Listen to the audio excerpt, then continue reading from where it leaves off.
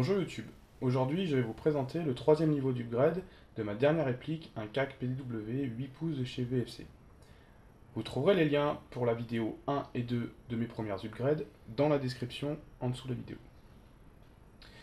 Pour cette troisième étape, j'ai rajouté un MOSFET Spectre de chez BTC. Donc, contrairement au MERF 3.2 de chez Gate qui équipait ma réplique auparavant, celui-ci est totalement intégré dans la Gearbox et puis à rajouter en plus de la batterie. Donc c'est idéal pour des petites répliques comme le CAC. Par contre, à l'origine il est prévu pour un câblage arrière, donc j'ai donc tout modifié le câblage du MOSFET pour le faire passer en câblage avant, comme il faut pour le CAC. Donc la batterie sur le CAC se trouve dans le PEC. Alors il existe des tutos pour l'intégrer dans le garde-main. J'ai préféré laisser la batterie dans le PEC 15 pour pouvoir avoir une batterie de capacité et avec surtout un taux de décharge supérieur aux batteries qui pourraient rentrer à l'intérieur du garde-main. Donc tout le câblage est refait avec des connecteurs DIN comme fourni avec le MOSFET. Donc tout de suite, premier test de tir en semi. Donc la réactivité est vraiment impressionnante avec ce MOSFET. C'est vraiment très très rapide. On peut voir aussi que la course de la détente est très faible.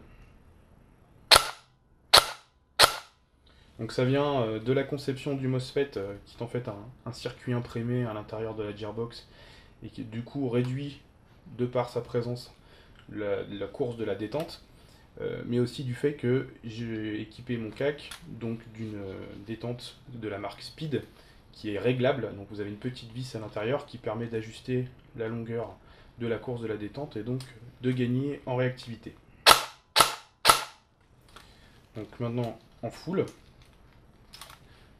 Donc ce MOSFET est totalement paramétrable, c'est-à-dire que vous pouvez choisir pour chaque mode de tir de votre sélecteur un style de tir. Donc pour chaque position, on a donc du semi, du full, du burst avec différentes quantités de tir, ça va de 3 à 5.